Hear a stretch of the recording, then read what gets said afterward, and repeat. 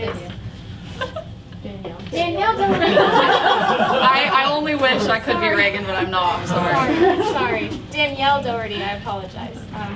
Anyway, she's going to be giving you guys a talk on the way that women are treated around the world. She works for Janice Campaign here and the Center for Civic Leadership also on campus, and she's going to give you guys a great presentation, so I'd like you to give her all of your attention. Thank you. Thank you. So first of all, they have these, I believe, at the food table, and I have pulled up the URL up here, and this is really cool. I'm doing a Times talk, and I have never seen this before, so that's really bad. But they've got some New York Times articles, some information on human rights information, which I'll be talking about, so that works out really well. But you can do this for all of the Times talks that are happening throughout the semester, so make sure you guys check these out. Share them on Facebook, get more people to come to these. So I thought that was really cool. So that's what that is, first of all. And second of all, my disclaimer is every single one of my videos has a Super Bowl ad that everyone has already seen. So I'm just going to be flipping back and forth between the PowerPoint and the videos so we don't have to watch all those ads. Sorry. Okay, so like Vivian said, I am unfortunately not my sister Reagan. I'm Danielle. I work for the Center for Civic Leadership, but I also work at Janice Campaign, and a lot of my work at Janice Campaign kind of filters in here at Fort Hays State University, trying to work on issues of gender violence on our campus, make our campus a safer place. So I'm going to kind of be big picture at the beginning. I'll talk a little bit about some issues women are facing around the world. It's going to start out pretty heavy, sad stuff, but I promise we'll end with a glimmer of hope and what we can do. So I'm going to start about talking about some issues that women face around the world, and then I'll kind of narrow it down to the United States. And even though we are obviously very fortunate to live in this country, we still have a lot of issues that we're working on here in our country.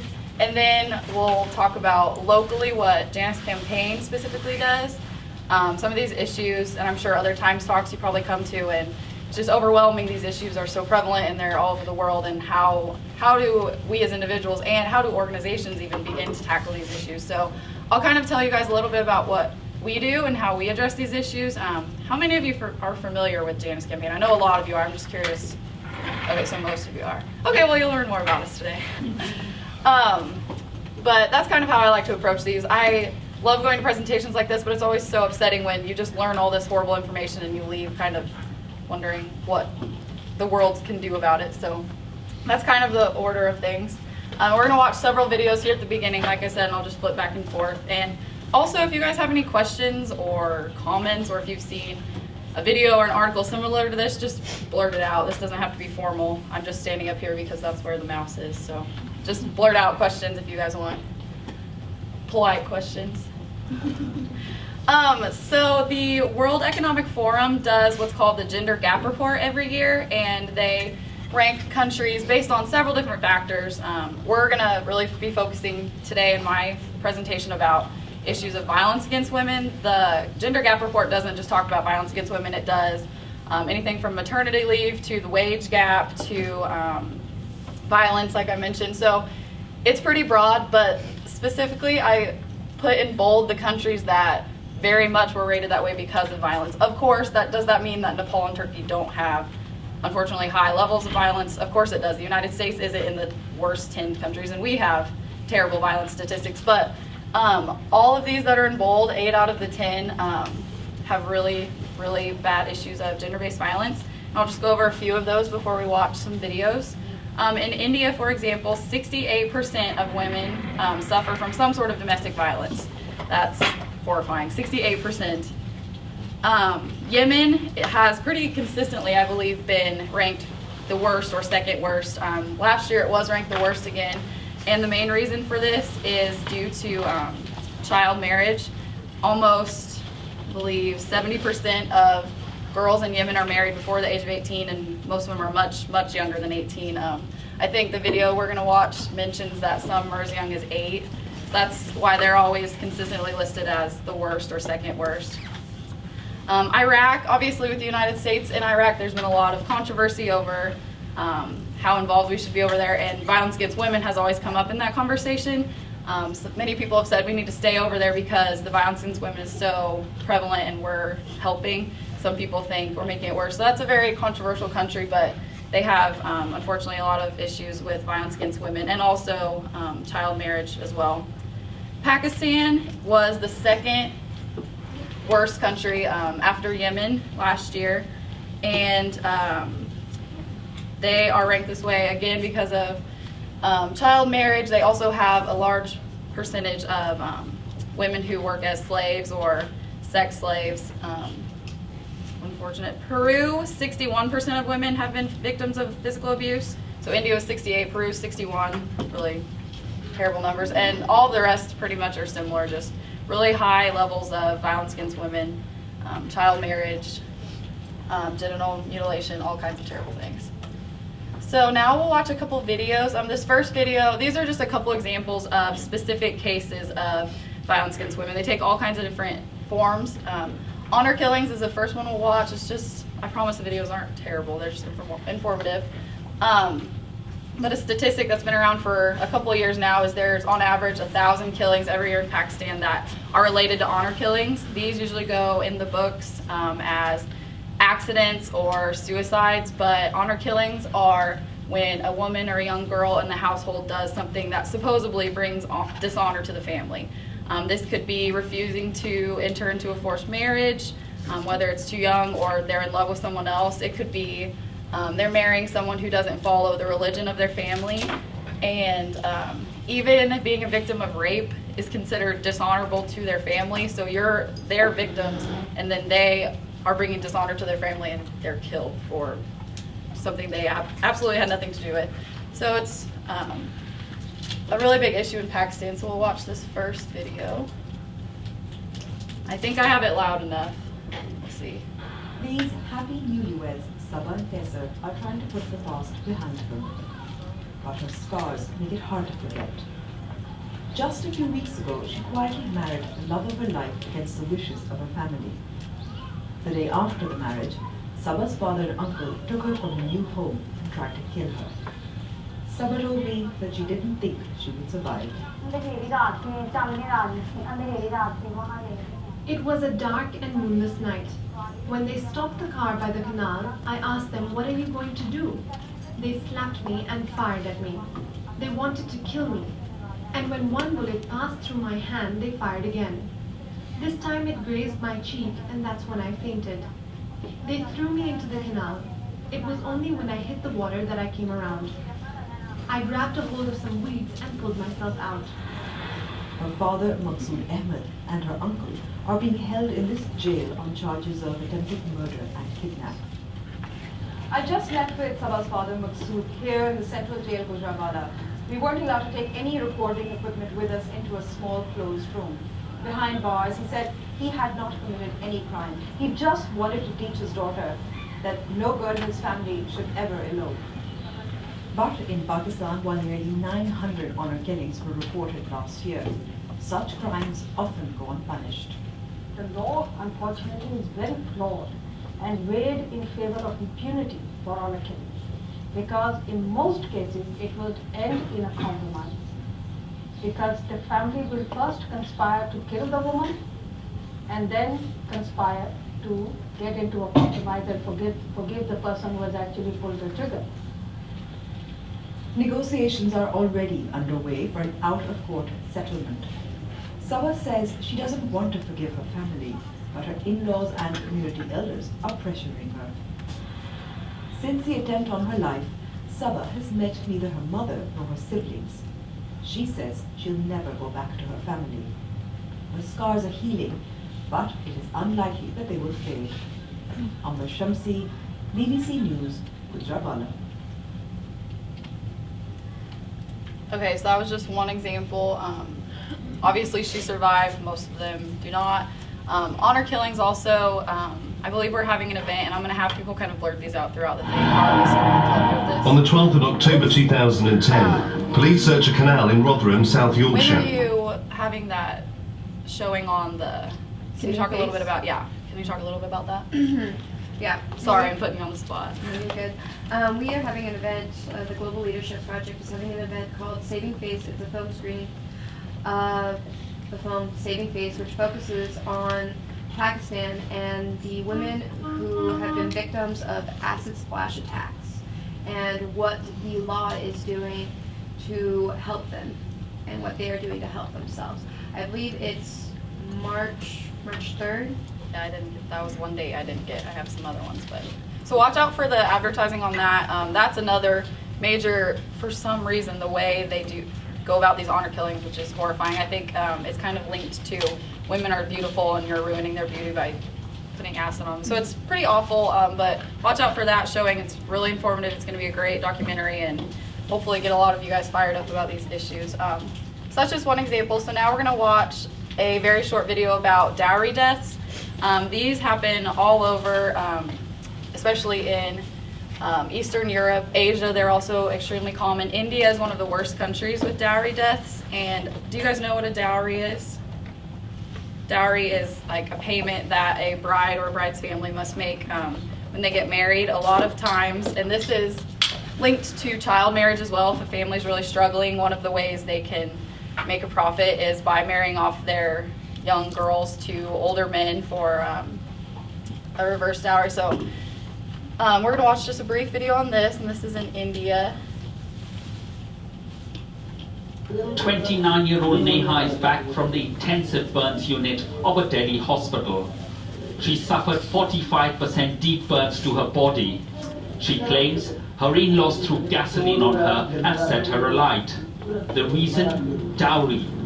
An age-old custom where the wife's family has to hand over endless amounts in cash and kind at the wedding and many years beyond that to secure her well-being. Neha is now looked after by her parents. Doctors say it will take another 6 months before her bandages can be removed. 4 of her in-laws are in police custody, charged with the attack. They demanded dowry right from the time I got married. My father gave whatever he could, but their demands were endless, and so was the violence and harassment. It got worse when my daughter was born. Seema says she saved herself from unbearable misery when she left her husband's home with her 8-year-old daughter. Her husband's demands were beyond her father's means. She lost her first child because of the severe beatings on a daily basis. Unable to cope with the harassment and demands, she is back with her parents.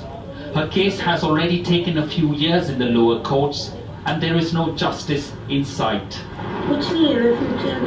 There's no future for us. I have no hope for any support from anyone.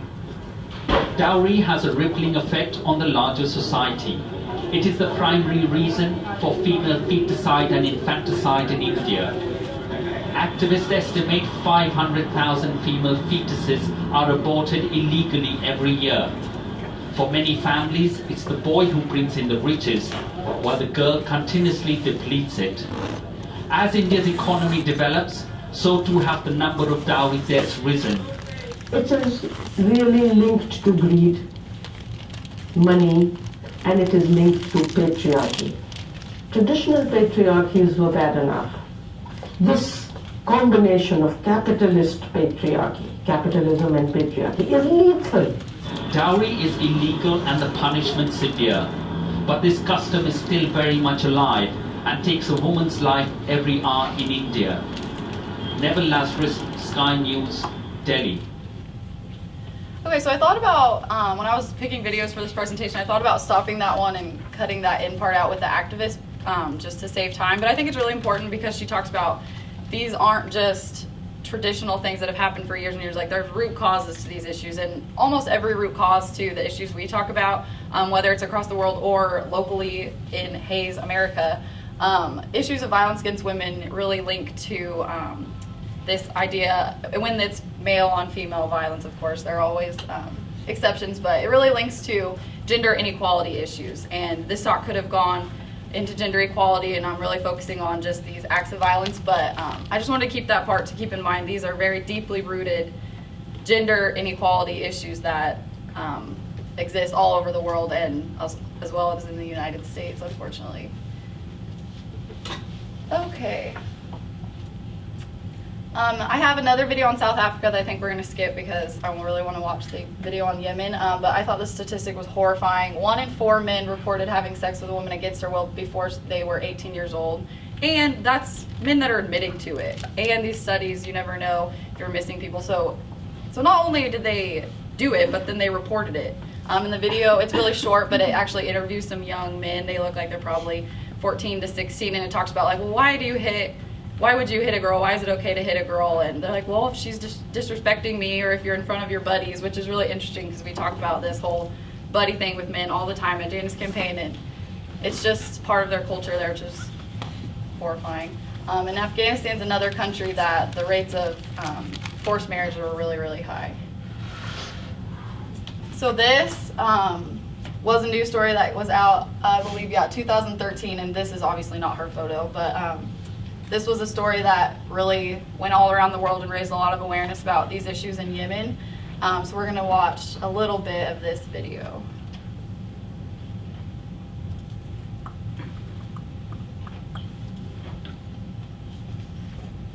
الصف الثالث بتاعي رجعت من المدرسة كان في عجة والدتي ورجع قال لي أنا قلت مشتش قال لي ما نسويش فيه ولا لا يضربني.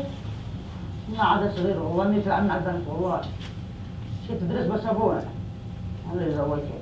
Child marriage is extremely common in Yemen. Over 50% of girls are married before the age of 18. And in rural areas, one even sees girls getting married at the age of 8. People are starting to talk about the issue of child marriage more openly. These conversations are no longer restricted to the capital and the big cities, but are seeping further and further into rural areas where the problem is so much more serious. يأكل أموالهم ولا أي أخ مثلا إنه لا يتصرف في هذا الجانب يتصرف زي ما يتصرف في هذا لأن التصرف هذا جاهلية. البنت ما البنت هو قصبتها قصب كان تبكي حتى ساعة الزواج قلت لها لما تزوجي لا أكلش هذا القصة زوجتها بحق ست طلعت عليها حق رجال فقط كان مثلا سمعت تزوجت تندم بنات. الفقر سبب رئيس إلى درجة أن هناك آباء يزوج طفلته بطريقة أقرب إلى البيت. Yemen is one of the poorest countries in the world and the poorest country in the Arab region. Given the poverty, families view their daughters as an economic asset. Marrying their daughters off brings in a form of dowry from the groom's family. Unfortunately, the older the husband is and the younger the girl is, the larger the size of the dowry. أنا شايفة الزوج بالمرة كنت أنا أفضل أبوك اشتغل في البومبات في المزارع. والله كان بالنسبة لي الزواج فكرة يعني بس قرص وحفلة وانتهى الموضوع. لكن ما كانش أني في تفكير بما أن الزواج بما أن الآخر كان طفولة. They're expected to fulfill their duties as a wife, including bearing a child for their husband. At such a young age, they have no understanding of intercourse. المرأة إذا تزوجت مبكرا قبل 18 سنة قبل أن يكتمل نمو الجهاز التناسلي والحوضي بتاعتها تكون معرضة أكثر لمشاكل صحية نسائية بالدرجة الأولى زي الإسقاطات زي الالتهابات الحوضية التي ممكن تصبح مزمنة إذا لم تعالج بصورة جيدة وقابلها كل يوم مش كل شهر ولا كل أسبوع كل يوم بالأعداد مش واحدة ولا اثنين يمكن بالعشرة بالعشرين مريض في اليوم. لا أنسى طفلة وأنا كنت رئيسة القسم لما جاءت تولد المستشفى وعمرها 13 سنة وكانت في حالة هيجان ورعب شديد وكيف دخلت الحمام وقبلت على نفسها وولدت البيبي في الحمام. So we're going to stop that there. Keep track of time. So again, Yemen is pretty consistently one or two on the worst countries in the world.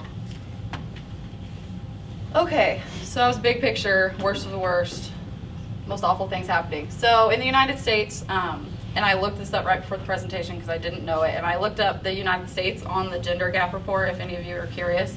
What do you guys think we are ranked? This is a pretty awesome country, we should be ranked pretty high, right? Anybody? 7. 7? I was going to say 10. 10? I was going to say 27.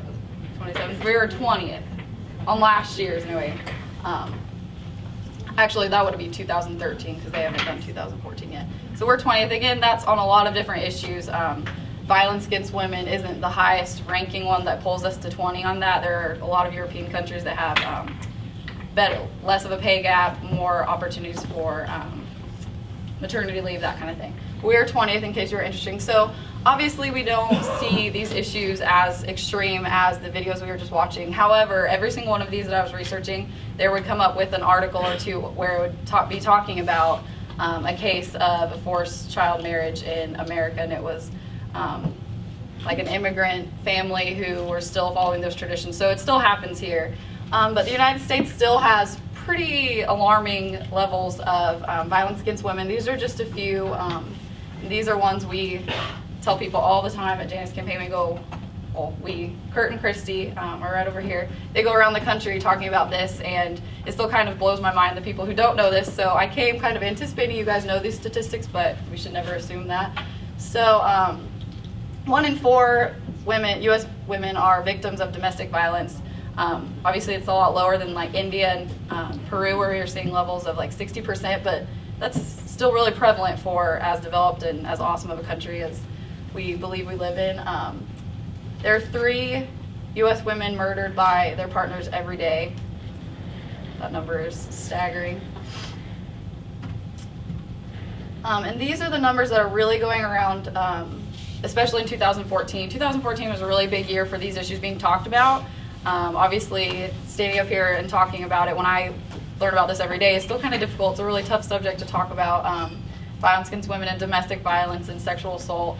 But for a long time, people have just been afraid to talk about it, and that's one of the reasons we feel like the awareness is really low. But fortunately, 2014 really saw a lot more of this coming out in the media, and these are the statistics that were just all over the place. Of course, 1 in 5 women being a victim of sexual assault while they're in college was huge. I think there's 95 schools right now being investigated because they aren't dealing with these issues very well on their campuses. 1 in 9 teen girls will be forced to have sex. That one really gets me because I have younger sisters. And that's will lead to one of the areas that we really work on hard with Janice Campaign that I'll talk about in a little bit. Okay, so like I said at the beginning, talks like this are really downers. You go to them and you're probably fired up about an issue already if you're going to a talk like this when it's really sad and depressing. And I don't like going to these where you just get fed information and then there's not like a little hope at the end. So we're going to move into that section, so everybody perk up.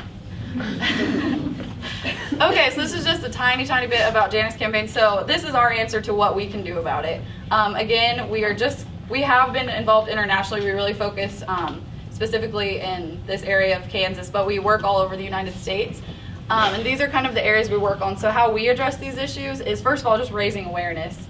I think a lot of times, especially if you work on campus and you're trying to raise awareness about issues, sometimes people don't really feel like you're doing work. You're just telling people about it. No, that you're really doing a lot. Somebody has to hear about a problem before they can even think to take action about it. So for all of you who are out there raising awareness, good job, keep it up. Don't let them tell you you're not working hard. Education, prevention, and intervention is our biggest area that we work on. And I'll talk about that in a little bit. Public policy, you can always get involved in issues like this by paying attention to what's going on in the government. There's laws being passed or not passed every day that you can really get involved in that I think college students kind of forget that we have a voice in that. So we work a little bit with public policy and trying to make sure we're strengthening laws to protect victims as well as persecute the abusers. Campus Action Initiative, obviously we work a lot with colleges. Kurt and Christy both work at a college, so we're very involved with college issues and trying to lower these rates on college campuses. And then another area that I wish I could talk about for hours, but it doesn't sound good talking from a 23-year-old girl, is engaging men and boys. Kurt Brungart does an amazing job talking to young guys about this. It's only 15% of men who are doing these terrible things, but the 85% of men who aren't need to step up and say, hey, you know what, that's wrong. So what I'm going to talk a little bit about is the education part for me, and I think Christy would probably agree, I'm speaking for her, but we really believe educating people on these issues is the best way to really make a dent in the number and the prevalence of these issues going on in our country. There's a lot of organizations that work on the support side for victims, and those organizations absolutely need to be there. Our victims need supported, whether that's taking their cases through court or just going to the hospital and that kind of thing. But we believe you have to have primary education about these issues before the violence starts, and hopefully by doing that we can lower how often these cases of violence are happening. And because it's February, we're going to talk a little bit about teen dating violence prevention, because February is Teen Dating Violence Prevention Month. So I know it seems like we're kind of straying off topic, but I promise we're hanging on there. Okay, so now I'm going to be the really annoying presenter. So this is what I thought would be kind of fun. Hopefully it's going to be kind of fun. One of the ways that we educate about this is we provide middle and high school teachers with opportunities to talk about these issues in their class. Again, like I said, this is hard to talk to adults about. Can you imagine being like an 8th grade teacher and talking to a room full of, 13-year-olds? Yikes. So one of the things we do is try and give them interactive, not so awkward ways of talking about this, and we have something, it's called Safe Dates. It's a curriculum that really starts out nice and easy and kind of gauges into issues of gender inequality, what a healthy relationship is like, what an unhealthy relationship is like, with really the point of if we can educate teenagers, hopefully before they're getting into these relationships, on what is okay and what's not acceptable, that we can lower rates of gender-based violence in this country. So we're going to do an activity from that I thought was super fun when I learned about it, so hopefully you are interactive. Would you help me hand these out, ma'am? Thank you. Okay, hopefully you guys have a writing utensil.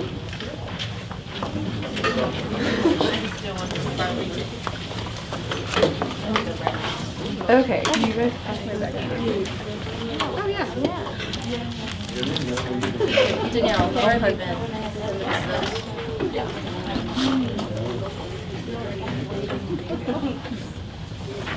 Okay, so because I'm nice, I guess you don't have to get up and walk around if you don't have to, but you kind of need to do that to make this work. So this is the very first lesson that teachers who are interested in incorporating these issues into their schools can do. So that's what we're gonna do. I thought it was super fun, but I'm a nerd, so we'll see if you guys like it. So what you're gonna do, the instructions are right here, and we'll do a shorter version so we don't take as much time, but instead of circling 5 traits that you look for, circle 3.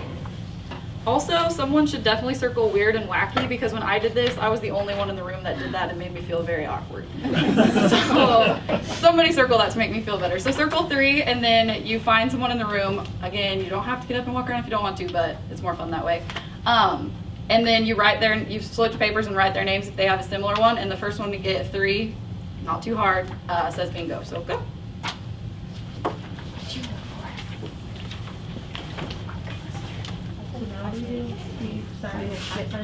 You definitely understand.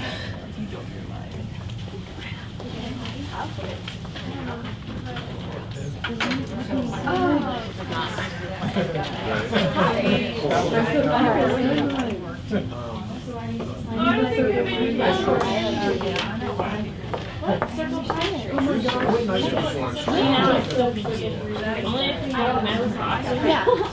Okay, we got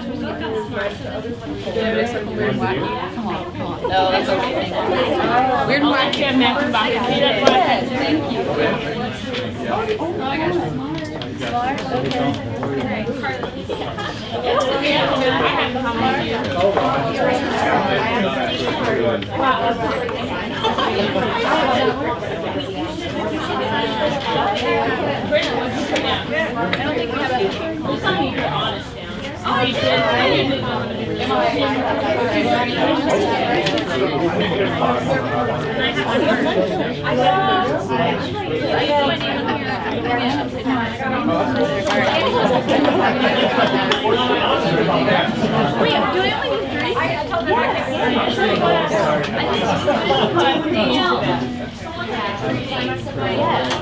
You have to yell bingo. Bingo! No, I feel it first. Technically, he had it first. I will give it to him.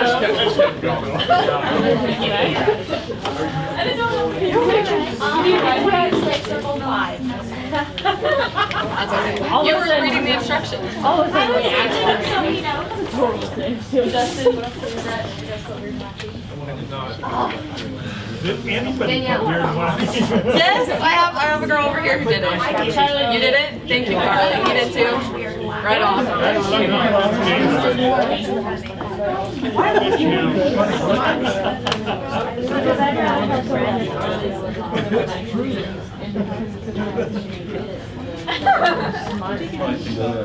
Okay, so now hopefully I'm boosting the morale in the presentation.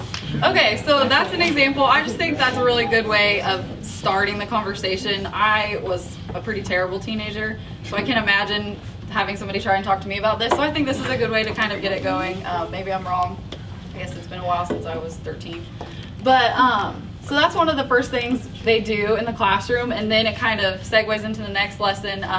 Starts out talking about what a healthy relationship looks like, which is basically what you just did here. So like talking about what do you look for in a guy or girl that you date. Like obviously you want them to be nice to you, you would hope they say, and then funny or weird and wacky or athletic or whatever. And then they talk about, so what are some characteristics of an abusive relationship? So either in the mind of a high schooler if you want, or in your own mind, what are some examples of, what do you think of when you think of abusive relationship? Verbal abuse, like diminishing, yes. Controlling. Abusive. Anybody over here? Jealousy, extreme jealousy. Isolation. Okay, so you guys are on fire because these are not the ones you're supposed to say as a high schooler. So, but you guys are high schoolers, so it's okay. So, more often than not, when you kind of start that conversation, if they're being interactive, hopefully they're going to talk about kind of the extreme cases. So if you have a black eye, if you're being beaten, if you're being sexually molested, if you're getting in physical fights, that's kind of what people tend to think of when they think of these things. But as you guys mentioned, there's so much more than physical abuse in an abusive relationship. These are some of the examples that you can then kind of talk about with them. We mentioned several of these. One area we have really started talking about more is with all this technology, all of the digital abuse that happens, always calling, needing to know where you're at, who you're with, what you're doing. When that's happening all the time, that's abusive, and I don't think many people understand that. I know for a fact that I know girls or women older than me who don't understand that that's not okay. So then you kind of lead into talking about these things, and hopefully by talking to the junior high and high schoolers, they either think, you know what, that is annoying, but I never thought of that as abuse, or they think of a friend who is clearly in an abusive relationship that maybe they can feel more comfortable just saying, hey, you know what, that's not okay that he is calling you all the time and needing to know where you're at, or you know what, that's not okay that she doesn't let you talk to any other guys. Like that's not normal. Unfortunately, it's true that a lot of teenagers, especially if they haven't necessarily started dating yet, they don't know that that's not common. If it's your first boyfriend and he does all these things, then how are you ever going to know that there's a normal that isn't abusive? So these are just some more statistics about Teen Dating Violence Awareness Month. This is really prevalent, even in Kansas. That's another thing we have to make sure we educate people about. Yes, this is Kansas, and yes, we are Kansas nice, but that doesn't mean we don't have these issues here. 1 in 3 high school students have been in an abusive relationship. Again, that's talking about any of the 3. So physical abuse, emotional abuse, or sexual abuse. And I think this is a really good example right here of why you have to educate, we have to educate students about this, because while 1 in 11, it's the physical abuse, like actually being hit or punched or kicked, 1 in 5 are emotionally abused. That's a lot more prevalent, and that tends to be the area that high school students or even adults don't understand as much.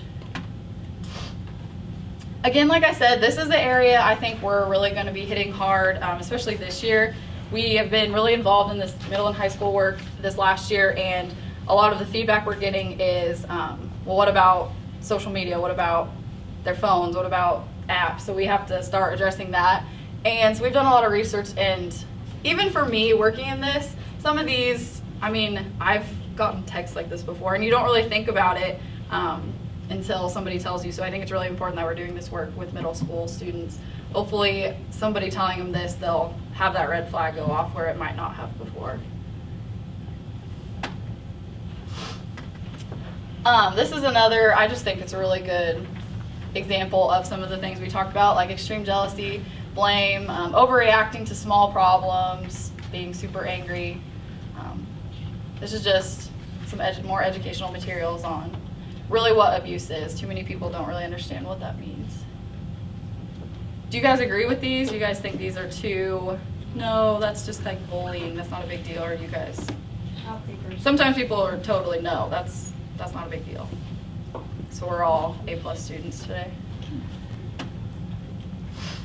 Okay, so like I said, I like to say what we can do, and that's kind of what we do. That's how we feel we're addressing the issue of gender-based violence on a national scale, even though we're starting locally. Like I said, we work all over the country on these issues, and we really feel like addressing these issues in middle and high school is going to lead to a healthier generation and a more safer generation. So hopefully by the time we have kids and grandkids, there's a lot less of these issues going on. That's our dream that we have for the future anyway. So I would say individually, I really like to plug away at awareness raising. I think people get a lot of crap for awareness raising, but you're doing a really good job. Especially when people are on Twitter and Facebook all the time, just seeing a statistic that you've never thought about before, that hits a lot of people, and maybe that's the thing that really gets someone thinking. I actually heard a story the other day about, we had posted a video on Janice Campaign Facebook, and a girl who had had an abusive father actually liked the video. So right there, maybe he never thought about, you know what, I was exactly what you're working on now, and I think that was pretty powerful. Speaking out, one of the main reasons we want to get this curriculum into middle and high schools and why we do so much presenting in colleges is because not only is it happening, but when it's happening and you know about it, you don't say anything. That's awkward. You don't want to put yourself in a weird position with your friend. I know, for example, my friend who, she isn't involved in a physically abusive relationship, but definitely the things on this slide where they're talking about those emotional abuse, and you can't put yourself between them and their significant other. They're never going to listen to you. She's already dealing with that with her family, or if her family brings it up, she totally shuts down. She doesn't visit them as much. It's just a dangerous cycle. So I get that it's hard to talk about, but just being that person that says something when your girlfriend at the bar is getting a million texts from her boyfriend needing to know what she's doing or who she's with, just being like, you know what, that's not okay. Like, my boyfriend doesn't do that. He's not respecting you right now. So just being that person that will say something and kind of stick your neck out even if it's awkward. And to take action, we do a lot of events on this campus around these issues. The Women's Leadership Project has been around for a really long time and does a fantastic job with this. The Global Leadership Project does a lot of issues that center around violence because it's such a global issue. And like I said, they've got that event coming up, so make sure you watch for those. We'll go to that in a second. These are some other events that are coming up. Show Your Strength is February 9th. That's an event really geared towards men, which I was pumped to see several men in the room, so thank you for coming. Kurt's going to talk about why it's important for men to speak up about these issues. Like I said, it's not a very big percentage of men who do this. Most of you are great, but we need those of you who are great to be that person that says something to the guy who maybe isn't. So that's a really great event coming up. 1 Billion Rising is February 10th, I believe. I have all these dates right. That's a worldwide event, an international event where you partner with like dance studios and do dances to support victims of these issues. And Made Free is February 12th. Do you want to talk about that a little tiny bit? Sure. Made Free is an event hosted by the Global Leadership Project. We are bringing in a speaker from Hayes. Her name is Stace Weiner. She is co-owner of Rejuvenation's Day Spa, and she was involved in an abusive relationship, and it's her story of why she stayed, how she got into it, and then how she got out and where her passions came from because of this relationship. Yeah, so we have several events just in the next couple weeks but that you can get involved in, and you can always learn more about these issues. We would also love for you to like our Facebook page and follow us on Twitter. We do just awareness raising on our social media page all the time, and the amount of people we reach with that is crazy. On a daily basis, we're so excited by how many people saw a video, so we kind of look at that as how many of those people didn't maybe think about that issue in this way before. So it's 12:40. I have like 5 minutes left. Is that correct?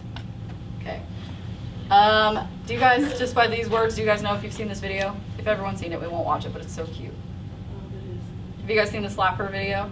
No? Okay, awesome. Well, this is how we'll end because it's adorable and it'll get everybody in a great mood to go off to your afternoon classes.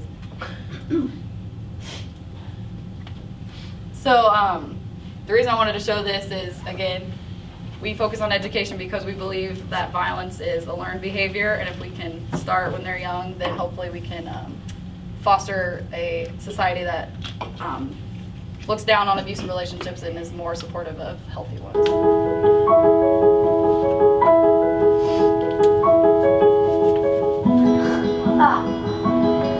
chiami?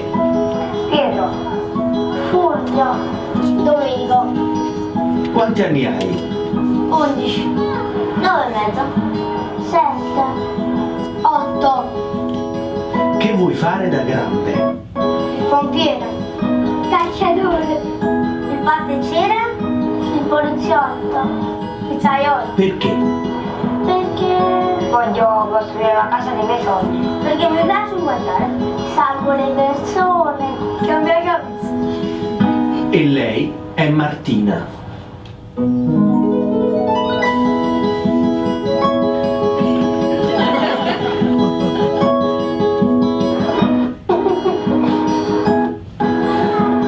Che ti piace di lei? Gli occhi mi piacciono, le sue scarpe, le sue mani, però che due capelli. Fragilità sono le capelli. Bene, bambina. Fidanzai. E ora falle una carezza.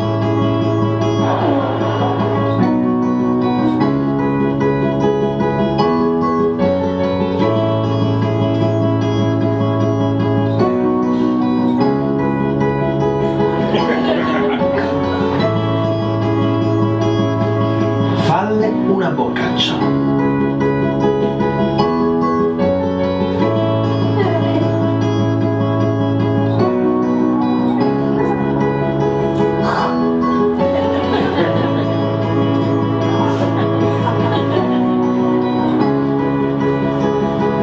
E ora dalle uno schiaffo. Uno schiaffo forte. Uno schiaffo. Dai.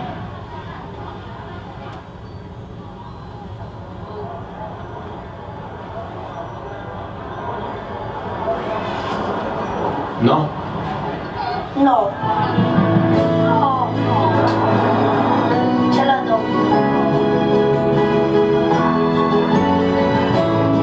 No. No. No? E perché no?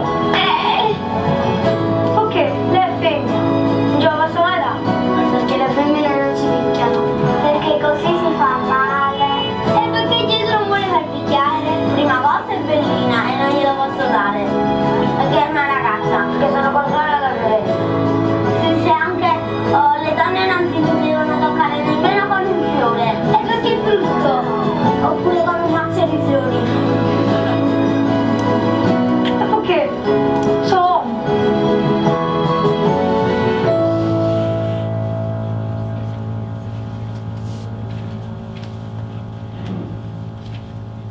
Dalle un bacino. la posso dare sulla bocca o sulla pancia? Okay, that's all I have for you guys. Thank you for coming.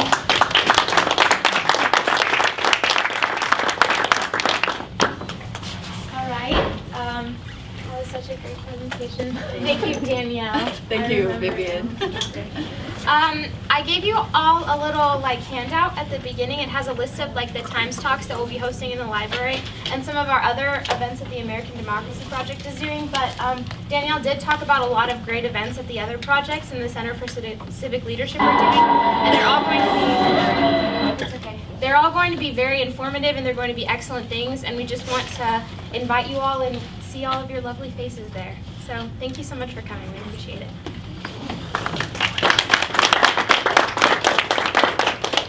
Danielle, will you be taking questions? Oh yeah, if you guys want to ask questions, you can. I'm not in a hurry. If you guys are in a hurry, go for it. Okay. Yeah. Oh wait, no, I'm not taking questions. I will do my best to answer them, or I will pass to the experts. I have a comment. Yes. So is everybody familiar with the app Fade? Oh yeah. Oh my God. Oh yeah. Fade? So this morning on Fade, so this is in the Fort Hays State University network, so it's only students here. It's designed for local networks. And on the Fade app, one of the entries today is, "Girl, we're having sex tonight because I'm stronger than you." That happened here this morning. Yep, that's on Fade. That was the So when you talk about the apps, it's hard to keep up with them. It's a weird thing where If these young people don't even know about it. I don't even know what date it is. It's horrible, is what it is. But yeah, that's what was on Fort Hays. I mean, there's tons of them. In fact, there's a picture of a naked girl on Fade right now from Fort Hays State University. Yeah, I can. Yes, it's bad, but we need to be aware of it. Yes. Okay. I have two questions for you. One, obviously working with Janice's campaign, you have to have passion for these issues. And so where did that passion come from?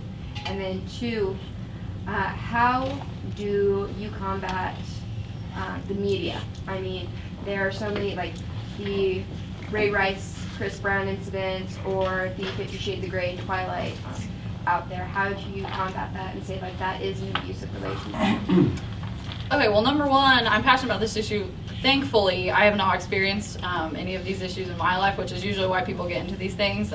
So I've been very blessed. I've led a very cushy life, thank God.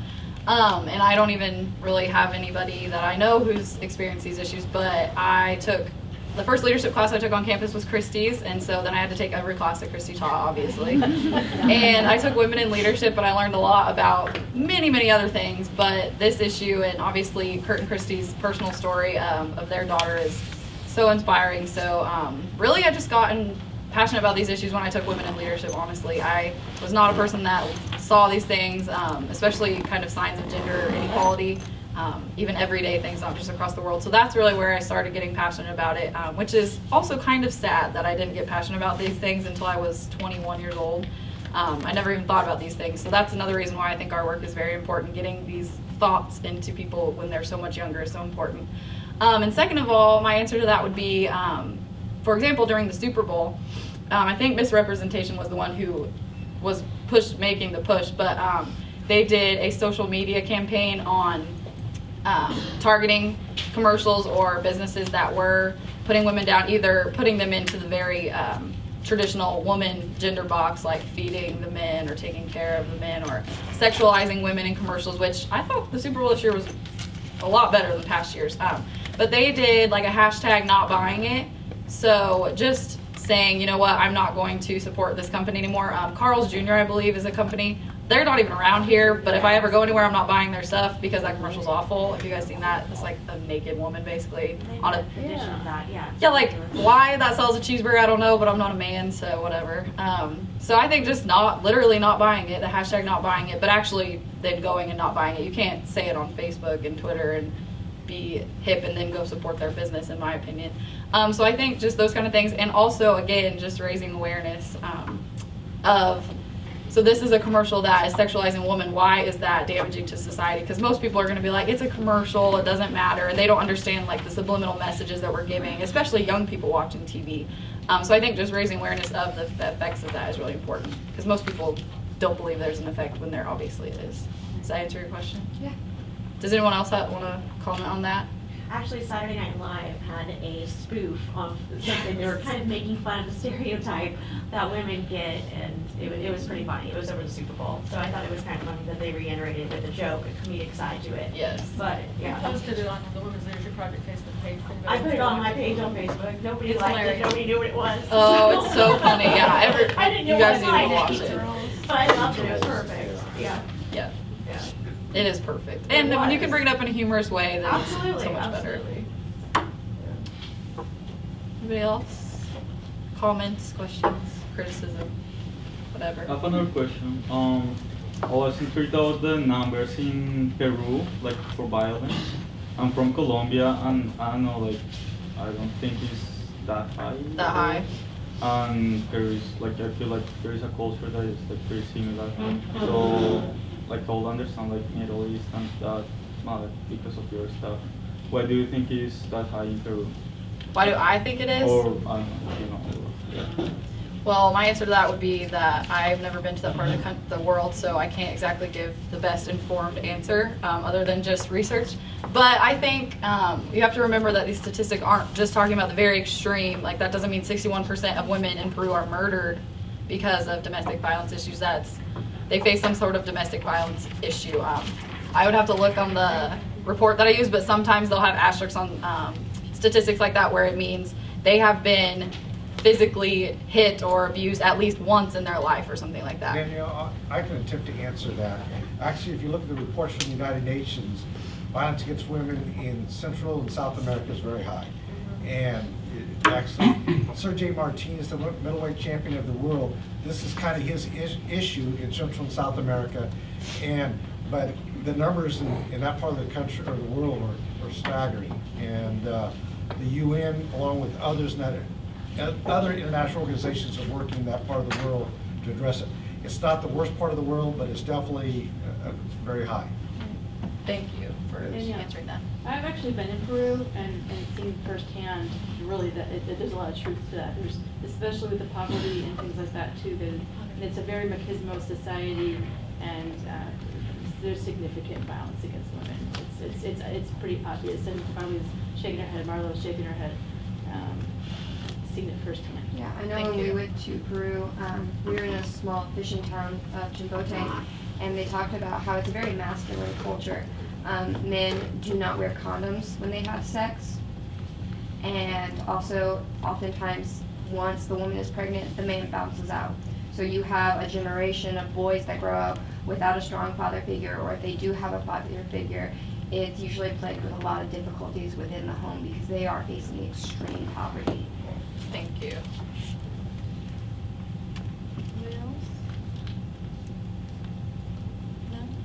Well, if you guys want to talk to me, like I said, I'm not in a hurry, and Kurt and Chrissy might be in a hurry, but they know a lot more about these issues than I do. So if you guys want to stick around and ask, you can. But otherwise, as far as I'm concerned, you guys can head out.